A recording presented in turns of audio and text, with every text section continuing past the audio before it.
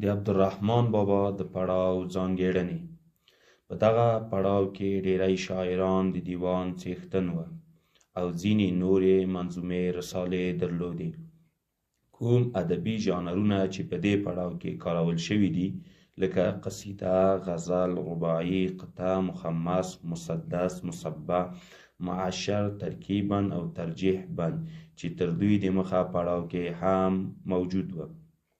د دغه پړاو زیاتره شاعرونه د موضوع له اړخه نصایح او عرفاني مسایل دي، خو د عشق بیان د دغه پړاو عمده ځانګړنه ده. ځینې اجتماعي، تاریخي، واقعیتي مسایل او ټولنیز نقد هم بیان شوی دی.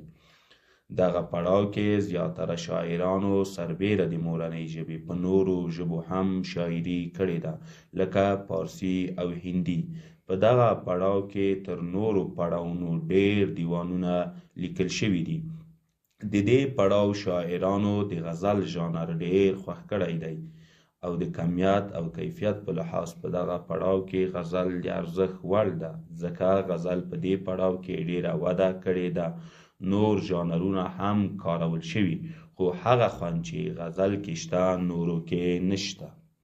حسین د 12مې پیړۍ غزل ویونکی شاعر دی چې په کلید افغاني کې یو غزل چاپ شوی دی.